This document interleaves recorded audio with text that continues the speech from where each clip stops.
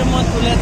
And then, i-discuss ko yung mga updated available lots sa Clermont Phase 2 saka Phase 5. Tara, samahan nyo ako. Ngayon sa main gate natin, sa Clermont main gate. Tara, tignan natin yung mga guide.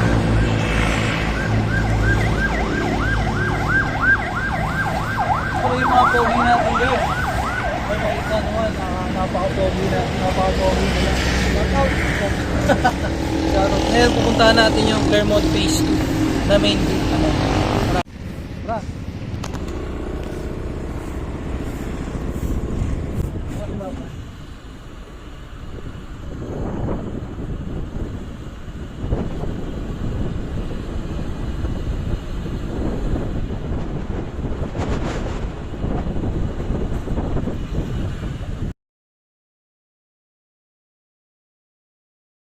Nandito tayo ngayon sa main gate ng Clermont Phase 2 and may guard din po dito. Chief! Punta natin ngayon yung mga tatlong available dito sa Phase 2. Makita natin sila isa-isa.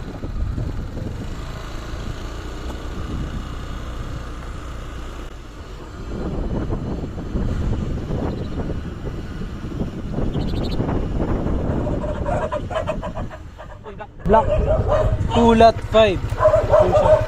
So may libre na tayong cost. May libre na tayong ilaw. 120 square meter lang.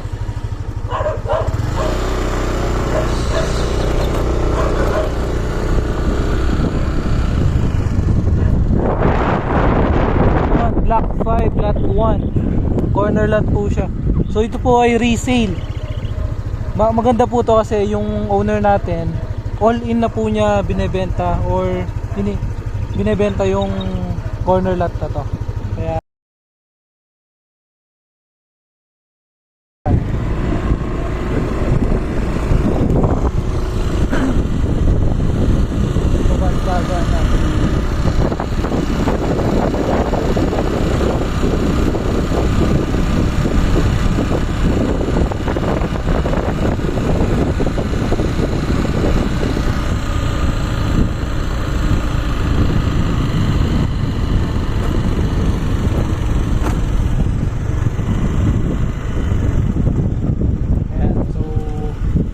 Block 8 lot 6 naman. So ito is 120 square meter lot.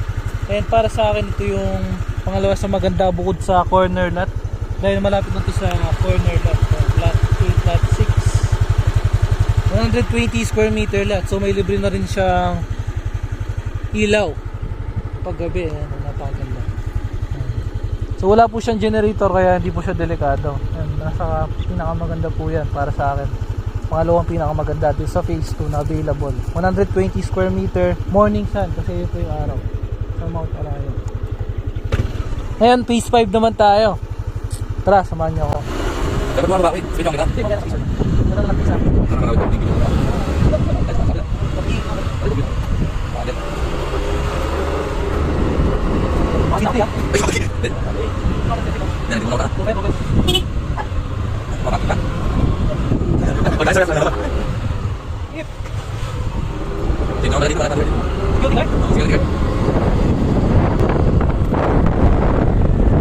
Pakita mo yung mga ba.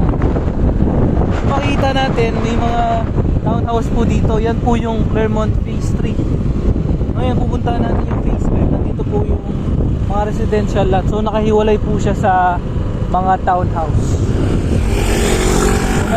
Mas exclusive po yung mga residential lots natin.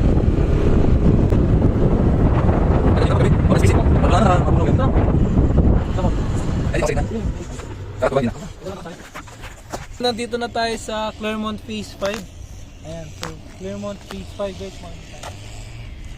So kung ito pala is gagawing main gate din ng Clermont Phase 5. So meron tayong mga 5 guard dito. So dalawa sa harap, tapos tatlong nagro-roving sa loob. Sa Phase 5 nga pala, meron tayong sariling clubhouse for amenity area. Ayan po. So clubhouse, swimming pool, playground, basketball court. So kada pieces meron tayong clubhouse. Ngayon yung mga available lots ipopost ko dyan sa YouTube. And yan na lang po yung available lots ngayon, yung updated available lots. At ngayon pupuntahan natin yung para sa aking mga magaganda dito sa Clermont Phase 5. So as of 2024, ito na lang po yung mga available lots natin, yung mga naka red marks. So anytime po, may mga araw-araw po may bumibili, kaya unahan lang po talaga sa pabilisan mag-reserve dito sa Clermont. At syempre bago tayo mag-reserve, mas maganda makita muna natin sa personal yung unit para walang makita natin yung ambience niya, saka ma-appreciate natin yung buong subdivision. Itatayo yung clubhouse natin, yung amenity area.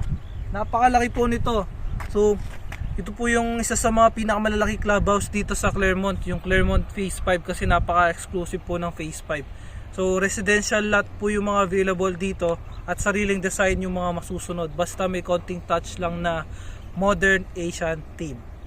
Ayan, at ngayon pupunta na natin yung mga para sa aking mga pinakamagagandang available dito sa Clermont Phase 5. Tara! At ngayon, nandito tayo sa Clermont Phase 5 Block 3. Bakit ko nga ba nasabing maganda to? Kasi wala siyang poste, makita natin. Wala siyang poste, saka wala siyang wirings. So kung magpapatayo tayong bahay dito, walang sagabal. Para sa akin, maganda po yun. Mga advantage po natin yan. Saka nga pala dito sa Clermont, mas ma-value yung morning sun na lote. Ito po yung morning sun, bukod sa afternoon sun. Pero syempre, mas maganda po talaga if makita natin sa personal yung unit para makapili tayo. So, depende po yun sa tao kung ano yung mas maganda. Ngayon naman, tara, puntahan pa natin yung iba. Yan, video natin. Ito ka video na? Ito po yung block 16, parehas lang po siya ng block 3, wala din po siyang poste sa wirings. And dito nga pala sa Clermont, wala pa po tayong OWA, so Philinvest po yung nagme-maintain ng mga lote natin.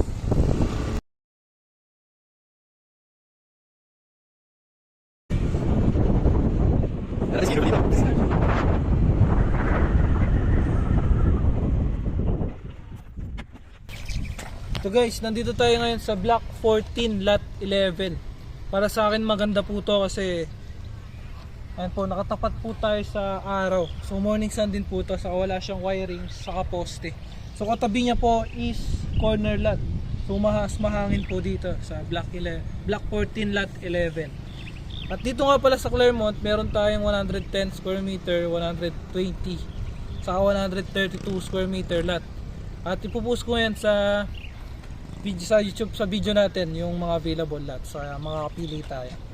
So ito po yung isa sa mga pinakamagagandang available lot dito sa Clermont Phase 5 para sa akin, kasi nakatapat po siya sa morning sun. Saka pag magpapatayo na tayo ng bahay, isang bloke lang po yung pagitan niya, wala na siyang nakaharang. Saka tutok na tutok po yan sa Mount Arayat. Ayun po yung Mount Arayat.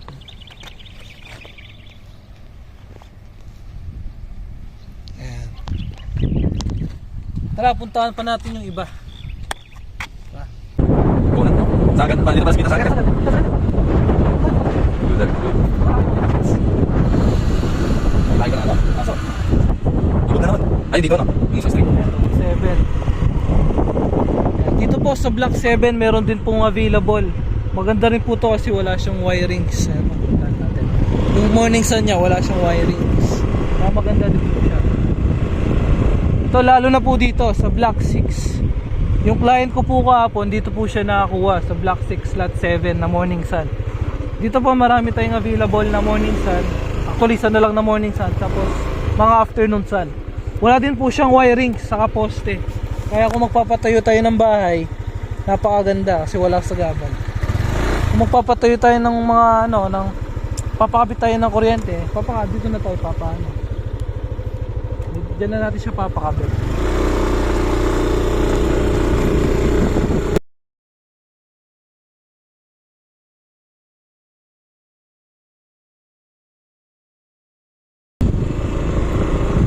Ito yung maganda sa sulok. Kung gusto po natin ng tahimik na buhay, mas maganda po dito. Sa mga pinakamagagandang available dito sa Phase 5 na pinakamaliit na cut ng lote. So 110 square meter lot po to. Ito po yung pinakamurang Morning Sun sa buong Clermont. Kung mapapansin po natin, wala siyang poste. Sa amin natanim na siyang puno. Kaya pag lumaki yan, magiging mahangin dito. Saka maganda yung pwesto natin. Pero pwede na rin paputo yan syempre. Depende lang sa client natin. At ngayon pupunta na tayo sa clubhouse. Explain ko yung makita natin yung buong clubhouse saka yung computation na rin. Tara. Dapat kasi di ba makakabay yan eh. Dahil sa ano ba? Oo, pumunta ako doon, nagpagkala sa Diyos sa ulit. Ang tatawin mo ngayon? Kaya naman nila ng umpisa. Dati ganyan, nilalagay business sila. Dapat naman sila, game na lang.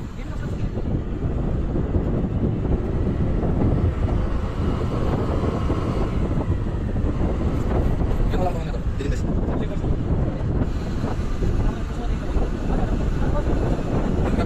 Oo, pag kami makan, bibili ko na tapos siya ako na. Papagiba ko na. Pagkatan din na. Sa clubhouse ng Clermont Phase 1 saka Phase 2 ko. So combined clubhouse po sila. Kaya napakalaki po niya. At ngayon lalakarin natin siya. Papakita po natin kung gaano kaganda yung clubhouse sa Clermont. So bawat phases po may ganito tayong clubhouse. Tara, lakarin natin.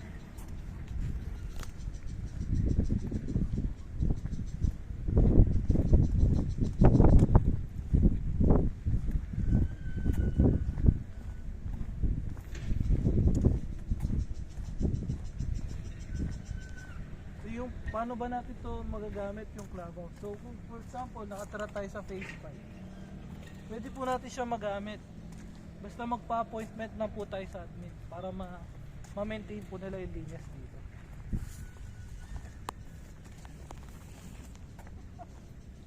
Andito pa talaga tayo duman.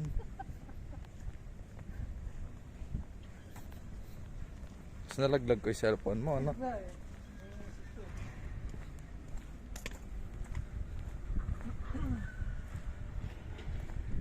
Dito po yung function hall natin sa admin office. So dito po ginaganap yung mga events, yung mga reunion, mga birthday, kasal, etc. Chips.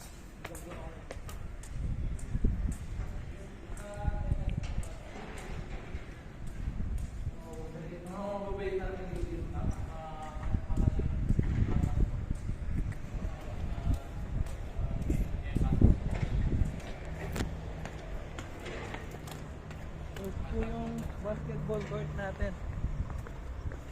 Saka playground naman. Playground. Tara natin.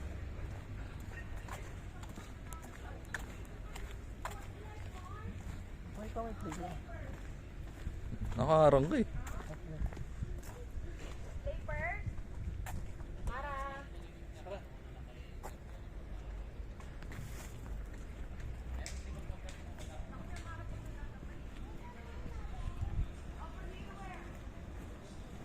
Mga spoken in English, no? Videographer no ba? Kaya nga eh.